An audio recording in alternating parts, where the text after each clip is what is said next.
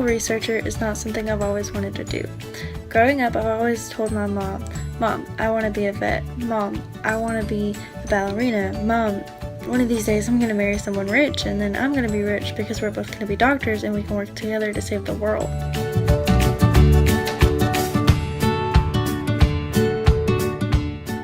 My passion is learning, and not many have a passion for learning about science.